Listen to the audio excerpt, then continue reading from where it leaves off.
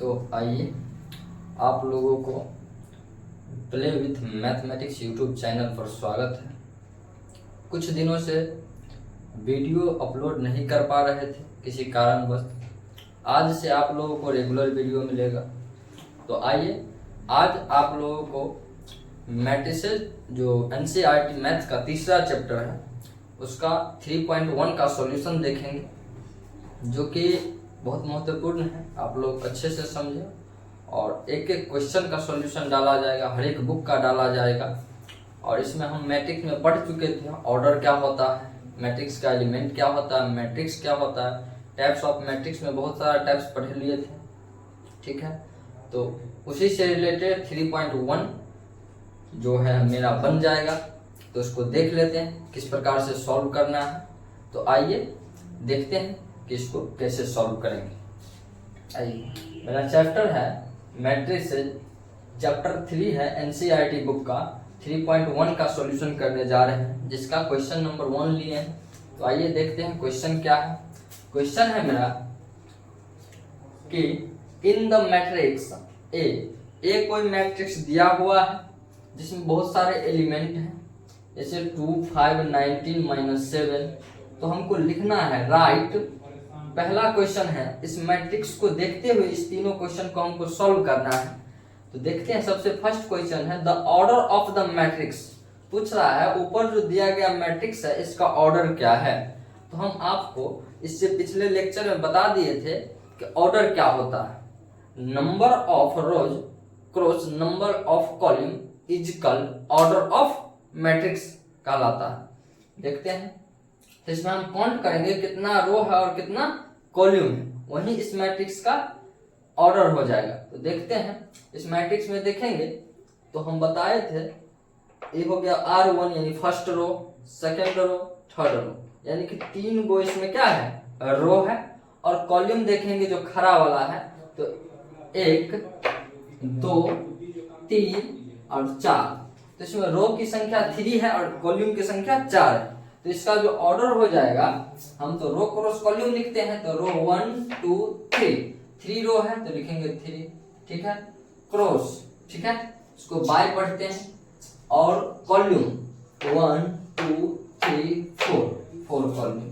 तो कुल मिला के इस मैट्रिक्स का जो ऑर्डर है 3 क्रॉस 4 आने वाला है। इसको पढ़ेंगे 3/4। यानी कि पहला क्वेश्चन जो है, अगर हम सॉल्यूशन करेंगे इसका, तो फर्स्ट क्वेश्चन का जो ऑर्डर हो जाएगा, फर्स्ट क्वेश्चन का ऑर्डर हो जाएगा मेरा 3 क्रॉस 4। यही मेरा फर्स्ट क्वेश्चन का आंसर हो जाएगा।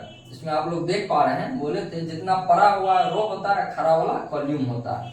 ठीक है, नेक्स्ट है मेरा द नंबर ऑफ एलिमेंट्स। पूछ रहा है कि इसमें टोटल कितने एलिमेंट्स है। तो एलिमेंट प्रत्येक जितना भी 2 5 प्रत्येक क्या होगा, एलिमेंट होगा। इसी को हम एलिमेंट कहते हैं। तो देखते हैं, तो वैसे तो हम इसमें गिन भी सकते हैं कि मान के चलिए 1 2 3 4 और ऐसा 12 एलिमेंट होगा। लेकिन इसको सॉल्व करने का एक तरीका है कि जो हम ऑर्डर निकाले हैं मैट्रिक्स का उसी को मल्टीप्लाई कर लेंगे तो मेरा total number of element find हो जाएगा। तो देखते हैं, अगर दूसरा क्वेश्चन का बात करेंगे तो इसमें नंबर ऑफ एलिमेंट का बात करेगा तो 3 क्रॉस 4 इस दोनों को मल्टीप्लाई कर लेंगे तो 3 4 जा 12 क्या हो जाएगा, 3 4 जा 12। तो इसका नंबर ऑफ एलिमेंट, दूसरे क्वेश्चन का जो नंबर ऑफ एलिमेंट्स है मेरा वो 12 हो जाएगा। समझ पा रहे होंगे किस प्रकार से हो जा रहा है। और तीसरा क्वेश्चन है मेरा राइट द एलिमेंट्स।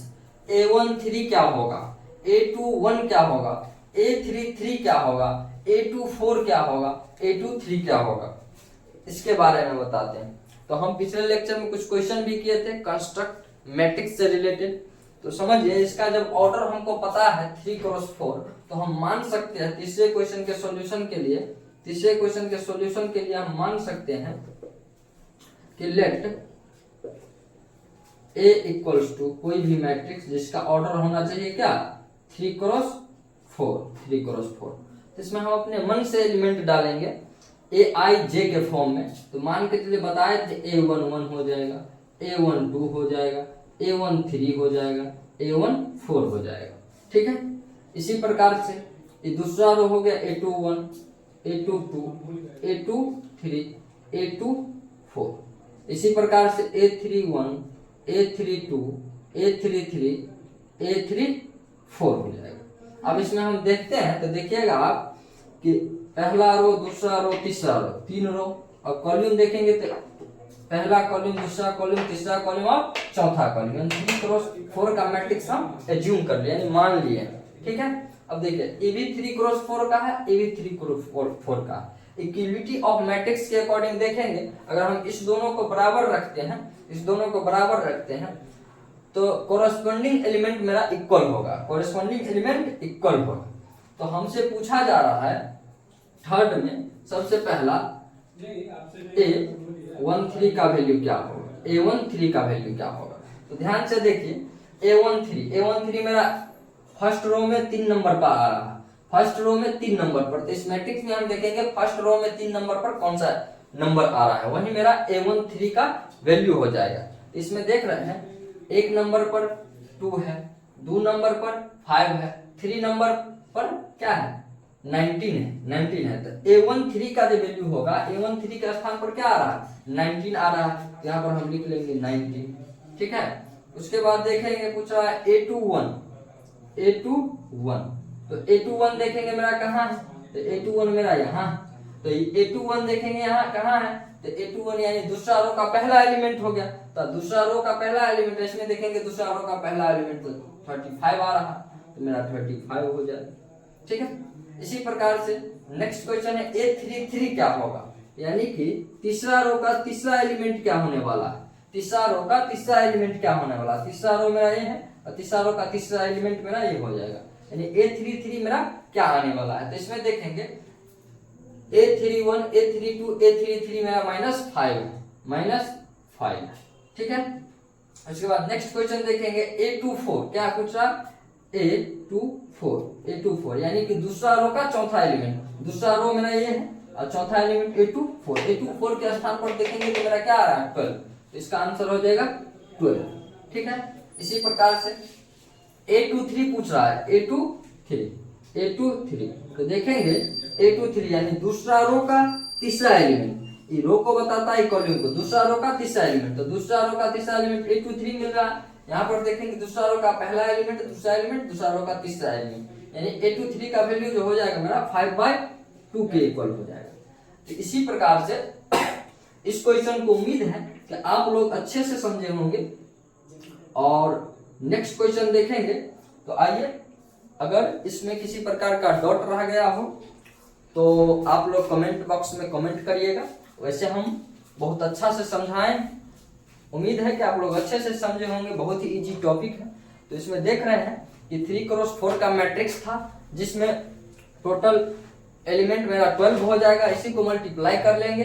ठीक है, ऑर्डर निकाले कैसे, रो क्रॉस कॉलम से, रो 1 रो 2 रो 3 रो, यानी 3 रो है इसमें, तो पहले रो का संख्या रखे, फिर क्रॉस, फिर इसमें कॉलम काउंट किया तो 1 2 3 4, इसलिए 3 क्रॉस 4 इसका ऑर्डर हो गया, यानी फर्स्ट क्वेश्चन का आंसर मेरा यही हो जाएगा। दूसरा देखेंगे, फर्स्ट क्वेश्चन का आंसर मेरा 3 क्रॉस 4 हो जाएगा। द नंबर ऑफ एलिमेंट्स, इसमें पूछा है कि एलिमेंट्स का संख्या कितना होगा, तो इसमें तो हम वैसे गिन भी सकते हैं 1 2 3 4 ऐसे करके गिनेंगे तो 12 हो जाएगा, लेकिन इसका जो कंसेप्ट होता है ऑर्डर को ही मल्टीप्लाई कर लेते हैं तो वही मेरा टोटल नंबर ऑफ एलिमेंट्स निकल जाता है। तो 3 को 4 से कर लेंगे, वही लिख लेंगे, 12 हो जाएगा इसमें एलिमेंट। ठीक है, और तीसरा क्वेश्चन है मेरा, right the elements A13, A21, A33, A24, A23। इस प्रकार से एलिमेंट्स पूछ रहा है, तो हम ऐसा ही एक मैट्रिक्स अपने माइंड में एज्यूम करेंगे कि ऐसा होता है, और देख लेंगे कौन कौन सा पूछ रहा है। A11 के स्थान पर ये आ रहा है, A13 के स्थान पर 19 आ रहा है, तो हम A13 के स्थान पर 19 लिखे। इसी प्रकार से हम इसमें से सारे एलिमेंट को फाइंड किए हैं। तो आइए लिखते हैं नेक्स्ट क्वेश्चन को। चलिए आइए देखते हैं, कुछ क्वेश्चन और है। दूसरा क्वेश्चन है मेरा, if A matrix has 24 elements, question बोल रहा है अगर मेरे पास 24 एलिमेंट्स पता है तो what are the possible order it can have. तो बताइए कि इसके पास कितने पॉसिबल ऑर्डर हो सकते हैं। अगर किसी मैट्रिक्स के पास टोटल नंबर ऑफ एलिमेंट्स हमको दिया रहे और पूछे कि ऑर्डर कितना पॉसिबल होगा। इसी में एक और क्वेश्चन जुड़ा हुआ है, what if it has 13 elements, यानी कि यहाँ पर दो मैट्रिक्स है, एक ही क्वेश्चन में दो क्वेश्चन है कि अगर किसी मैट्रिक्स के पास 24 एलिमेंट्स है तो बताइए कि इसका कितने ऑर्डर पॉसिबल होंगे इसके, ठीक है। और दूसरा क्वेश्चन है, अगर 13 एलिमेंट्स है तो बताइए इसके कितने ऑर्डर पॉसिबल है। तो आइए देखते हैं। और अभी हम इससे नेक्स्ट क्वेश्चन भी इसी प्रकार से है, if A matrix has 18 elements, यानी कि और उसका ऑर्डर पूछा कितना ऑर्डर पॉसिबल होगा। और इसी में दूसरा क्वेश्चन इंक्लूड है जिसके पास 5 एलिमेंट्स है और बताइए कि इसके पास टोटल पॉसिबल ऑर्डर कितने हो सकते हैं। तो देखते हैं। हम अभी जस्ट पढ़े हैं कि कोई मैट्रिक्स है, ठीक है, कोई मैट्रिक्स मान के चलिए है और इसका हमको एलिमेंट की संख्या पता है, मान के चलिए 24। अगर पता नहीं था कि कितने एलिमेंट है तो हम क्या किए थे, इस ऑर्डर को मल्टीप्लाई किया। इससे नेक्स्ट ऊपर वाला ही क्वेश्चन, फर्स्ट क्वेश्चन जिसका ऑर्डर 3 क्रॉस 4 था, उसमें दूसरा नंबर क्वेश्चन यही था कि बताइए इसमें टोटल नंबर ऑफ एलिमेंट कितना है। और इसमें अगर टोटल नंबर ऑफ एलिमेंट निकालना था तो इस दोनों को क्या किया, मल्टीप्लाई, तो आ गया मेरे पास 12 एलिमेंट्स।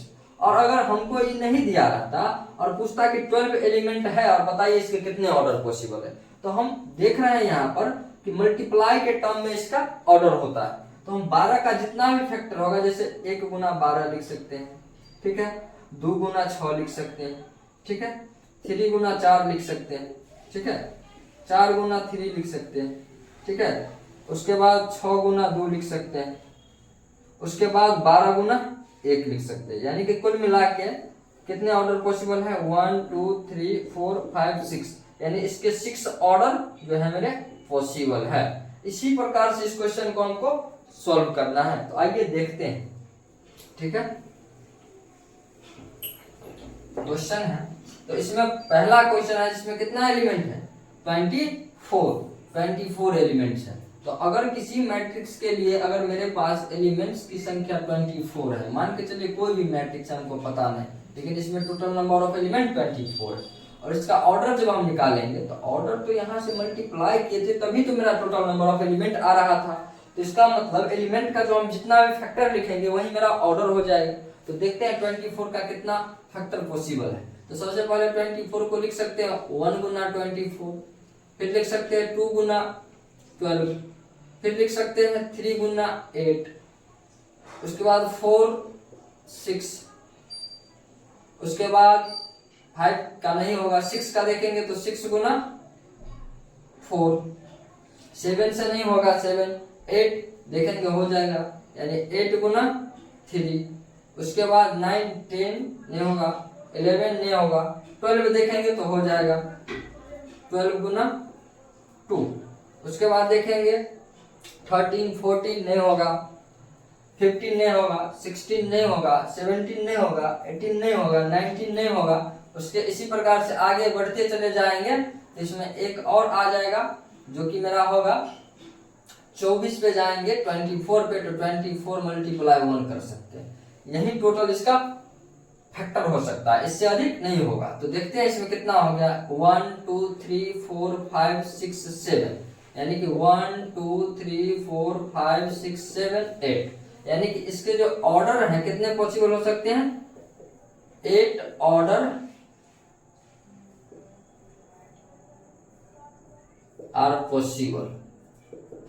इसके जो ऑर्डर हैं 8 ऑर्डर इसका पॉसिबल है, समझ पा रहे होंगे। और नेक्स्ट क्वेश्चन इसी में है 13 एलिमेंट्स का, कितना है 13 एलिमेंट्स। तो मान के चलिए कोई भी मैट्रिक्स है जिसमें total number of element 13।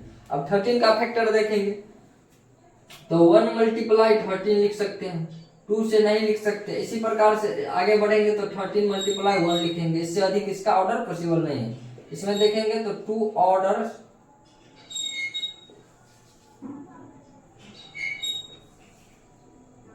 Possible, समझ पा रहे होंगे।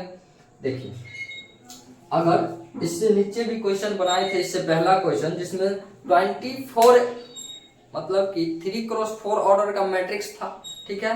तो 3 क्रॉस 4 ऑर्डर में देखेंगे उसको अगर हम मल्टीप्लाई किए थे तो टोटल नंबर ऑफ एलिमेंट मेरा प्राप्त हो गया था। इसी प्रकार से अगर टोटल नंबर ऑफ एलिमेंट दिया हुआ है और उसको फैक्टर के टर्म में लिख करके और देखेंगे कि एलिमेंट के बराबर आना चाहिए। तो 1 को 13 से मल्टीप्लाई करेंगे तो 13 आता, 13 को 1 से करेंगे तो 13 आता।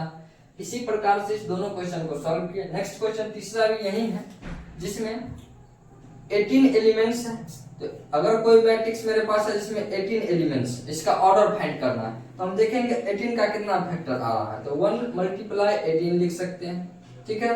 2 मल्टीप्लाई 9 लिख सकते हैं, 3 मल्टीप्लाई 6 लिख सकते हैं, 4 नहीं होगा, 5 नहीं होगा, 6 मल्टीप्लाई 3 लिख सकते हैं, ठीक है। 7 नहीं होगा, 8 नहीं होगा, 9 मल्टीप्लाई 2 लिख सकते हैं, 10 नहीं होगा, 11 नहीं होगा, 12 नहीं होगा, 13 नहीं होगा। इस प्रकार से बढ़ते चलेंगे तो आपको हमको जाना है 18 तक। तो 18 तक में देखेंगे तो मेरा सिर्फ अब 18 आने वाला है। क्या आने वाला है? तो 18 मल्टीप्लाई 1 लिख सकते हैं। इससे अधिक इसका पॉसिबल ऑर्डर नहीं हो सकता है। तो देख काउंट कर लेंगे 1 2 3 4 5 6। तो इसमें total number of order possible होगा 6। कितना होगा? 6। तो 6 ऑर्डर्स आर पॉसिबल। समझ पा रहे होंगे? इसी में है नेक्स्ट क्वेश्चन जिसमें 5 एलिमेंट्स है। कितना है? 5। तो अगर किसी मैट्रिक्स के पास टोटल नंबर ऑफ एलिमेंट्स 5 है और 5 का जितना भी फैक्टर है उसको लिखेंगे वहीं उसका ऑर्डर हो जाएगा। इसको लिख सकते हैं 1 मल्टीप्लाई 5 और 5 मल्टीप्लाई 1। इसके अलावा इसका कोई भी फैक्टर नहीं होगा। तो समझ पा रहे होंगे इसको अगर हम देखेंगे तो काउंट करेंगे तो 1 2 यानी 2 ऑर्डर इसका क्या है? पॉसिबल, यानी 2 ही ऑर्डर इसका पॉसिबल होगा। समझे?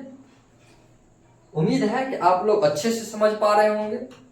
देखिए जितना भी क्वेश्चन अभी सॉल्व किए हैं, सीधी सी बात है, अगर हमको टोटल नंबर ऑफ एलिमेंट निकालना रहता है तो ऑर्डर जो लिखा रहता है उसको हम मल्टीप्लाई करके लिख देते हैं। और अगर टोटल नंबर ऑफ एलिमेंट दिया रहेगा तो उसको तो हम मल्टीप्लाई के टर्म में लिख सकते हैं। तो इसी प्रकार से हम लिख दिए और उसका जितना भी मल्टीप्लाई पॉसिबल हो वो सारा लिख देंगे, वहीं उसका ऑर्डर कहलाएगा। ठीक है, तो आइए देखते हैं नेक्स्ट क्वेश्चन। तो आइए देखते हैं नेक्स्ट क्वेश्चन।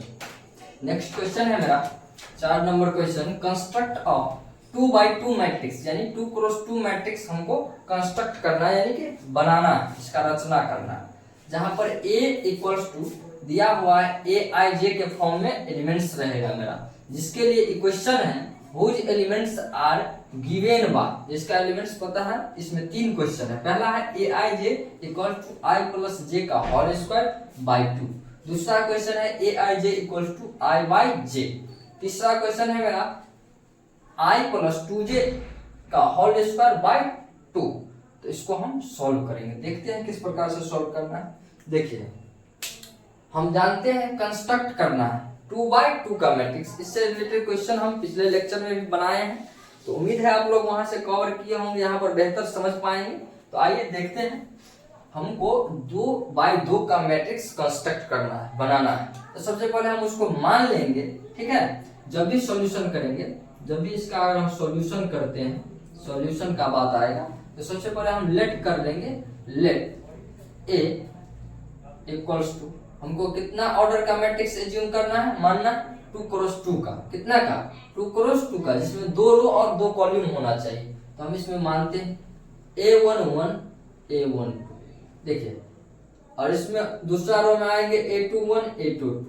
अब इसमें देख पा रहे होंगे पहला रो दूसरा रो, 2 रो बन गया, पहला रो दूसरा कॉलम, दूसरा पहला कॉलम दूसरा कॉलम, यानी कि इसमें 2 रो और 2 कॉलम बन रहा है, यानी कि 2 क्रॉस 2 का मैट्रिक्स है मेरा। समझ पा रहे हैं? इसलिए हम इसको अगर लेट कर लिए कि 2x2 का मैट्रिक्स ऐसा होता है।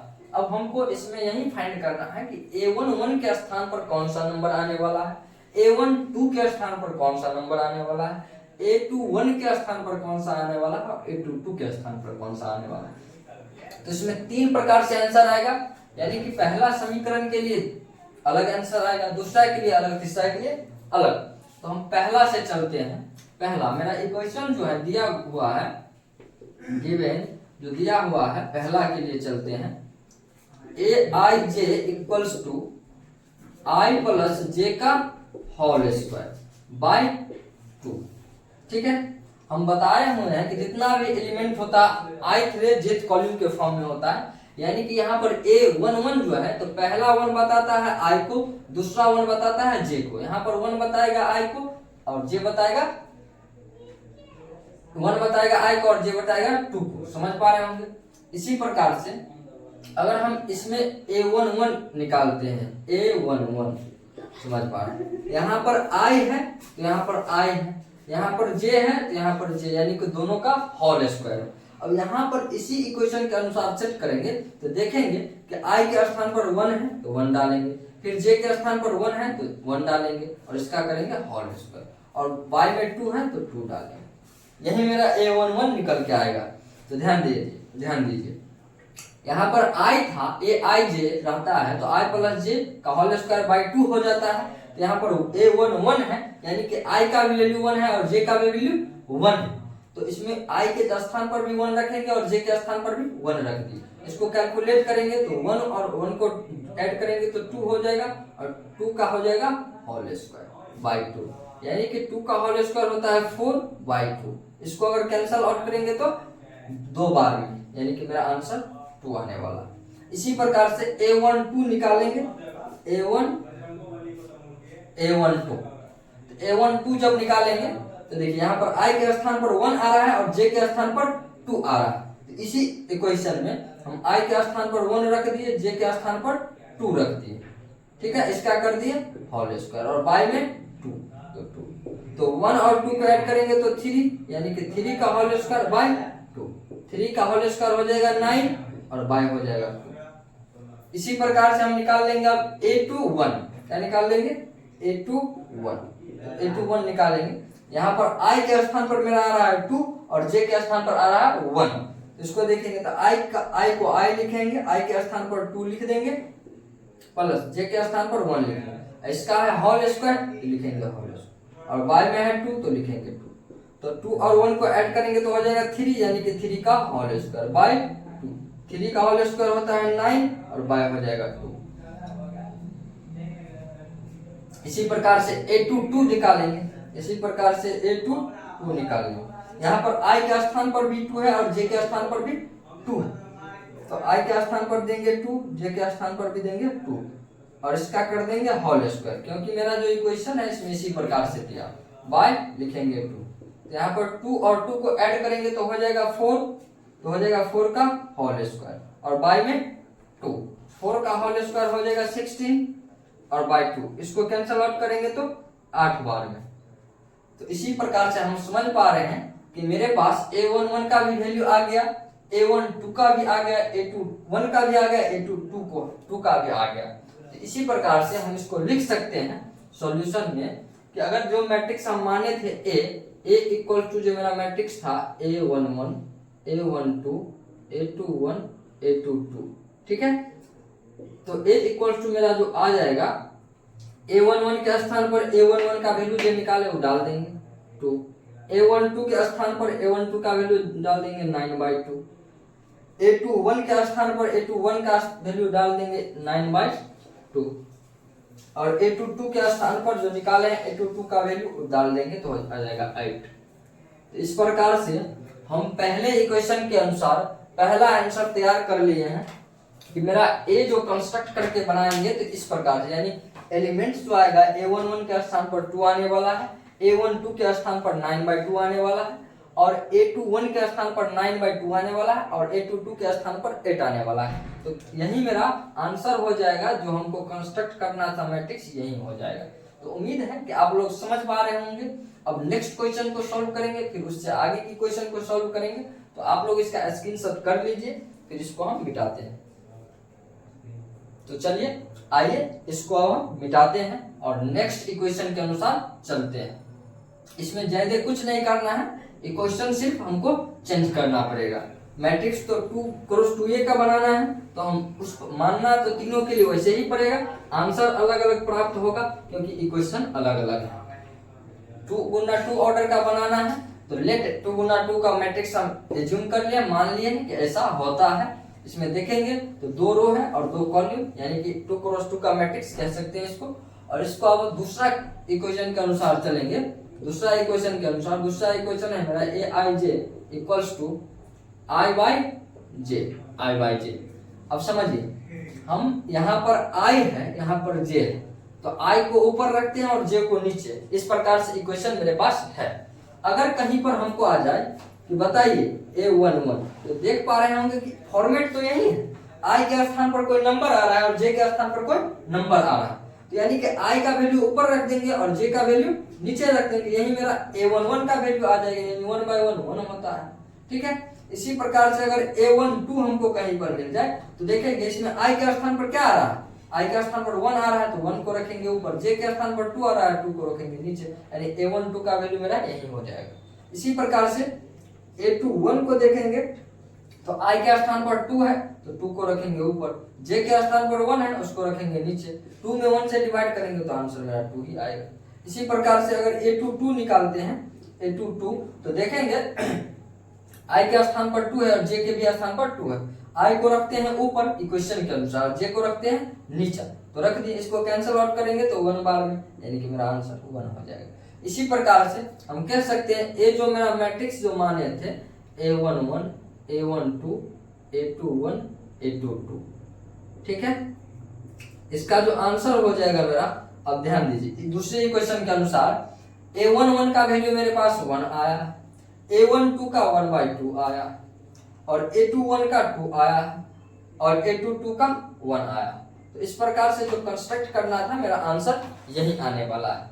तो समझ पा रहे होंगे अच्छे से। अब तीसरे इक्वेशन के अनुसार चलेंगे, तो आइए तीसरा क्वेश्चन है मेरा Aij equals to I plus 2J का होल स्क्वायर बाई 2।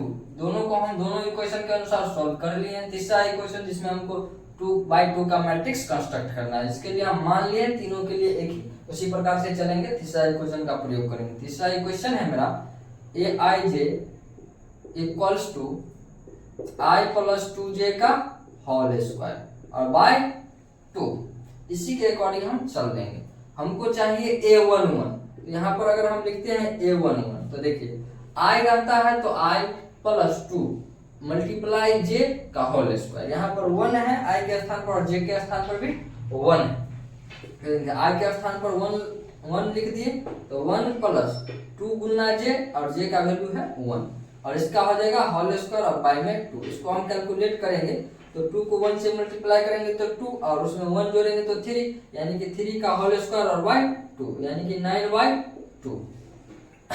अब देखेंगे A12 फाइंड आउट करेंगे। यहाँ पर I का वैल्यू है 1 और J का वैल्यू है 2, तो लिखेंगे I plus 2J, 2 Guna J का वैल्यू 2 है 2, इसका होल स्क्वायर और बाय में 2। इसको कैलकुलेट करेंगे तो 2 को 2 से मल्टीप्लाई करेंगे 4 और 4 में 1 ऐड हो जाएगा 5 और 5 का स्क्वायर करेंगे और बाय 2, यानी 5 का स्क्वायर 25/2, मेरा A12 आ जाएगा 25/2। इसी प्रकार से A21 निकाल लेंगे तो A21 में देखेंगे I के स्थान पर 2 है और J के स्थान पर 1 है, तो I के स्थान पर 2 रखेंगे और 2J है तो 2 मल्टीप्लाई J के स्थान पर 1 रखेंगे और इसका लिखेंगे होल स्क्वायर और बाय में 2। अब ध्यान से देखिएगा तो 2 को 1 से मल्टीप्लाई करेंगे तो 2 और 2 में 2 जोड़ेंगे तो 2 में 2 जोड़ेंगे तो 4 और 4 का हमको स्क्वायर करना है, 2 प्लस 2 यानी 4 और 4 का हो जाएगा स्क्वायर और बाय 2, यानी कि 4 का स्क्वायर हो जाएगा मेरा 16/2। इसको और कैंसिल आउट करेंगे तो 8 बार में, समझ पा रहे हैं। इसी प्रकार से A22 निकाल लेंगे। यहाँ पर देखेंगे तो I के स्थान पर भी 2, इसको हम ऊपर ही लिख लेते हैं A22, हमको A22 निकालना है, ठीक है। I के स्थान पर भी 2 है और J के स्थान पर 2 है। इक्वेशन है मेरा I, यानी I के स्थान पर 2 देंगे, उसके बाद 2 J के स्थान पर भी 2 देंगे, इसका करेंगे होल स्क्वायर और बाय में देंगे 2, ठीक है। इसको हम करेंगे कैलकुलेट, 2 को 2 से मल्टीप्लाई करेंगे तो 4 में 2 ऐड करेंगे तो हो जाएगा 6 और 6 का लगा हुआ है होल स्क्वायर तो हो जाएगा स्क्वायर बाय 2, 6 का स्क्वायर 36 होता है बाय 2, इसको कैंसिल आउट करेंगे तो 80, ठीक है। ध्यान से देखिए, अब हम समझ पा रहे हैं कि A जो हम माने थे किसको माने थे, A11, A12, A21, A22, ठीक है। A का जो वैल्यू मेरा आ जाएगा A11 के स्थान पर, A11 के लिए हम वैल्यू निकाले हैं 9/2, ठीक है, और A12 के लिए निकाले हैं 25/2, ठीक है। और A21 के लिए निकाले हैं 8 और A22 के लिए निकाले हैं 80। यही मेरा आंसर हो जाएगा, जिसमें हम 2x2 का मैट्रिक्स कंस्ट्रक्ट किए हैं। तो इसी प्रकार से आप लोग जुड़े रहिए और नेक्स्ट वीडियो में इससे आगे की सॉल्यूशन करेंगे। तो उम्मीद है कि आप लोग अच्छे से समझ पा रहे होंगे। Play with mathematics YouTube channel के साथ जुड़िए। और अभी एनसीईआरटी का सॉल्यूशन करवाने के बाद अदर बुक का करवाया जाएगा, जिसमें RS अग्रवाल, KC सिन्हा और RD शर्मा भी होगा। और कुछ स्पेशल क्वेश्चन होगा, जैसे NDA का प्रीवियस ईयर हो गया, ठीक है, CUET का प्रीवियस ईयर हो गया, JEE मेंस का प्रीवियस ईयर हो गया। सारे क्वेश्चन सॉल्व करवाए जाएंगे। पहले हम एनसीईआरटी को पूरा कवर कर लेते हैं, उसके बाद अदर पब्लिकेशन देखेंगे और साथ में हम JEE मेंस का प्रीवियस, NDA का प्रीवियस लेकर के आते रहेंगे। तो आप लोग जुड़े रहिए और मैथ को अच्छे से प्रैक्टिस करिए और समझिए। नेक्स्ट वीडियो में इससे आगे का सॉल्यूशन करेंगे। तब तक के लिए धन्यवाद। तो चलिए मिलते हैं नेक्स्ट वीडियो में।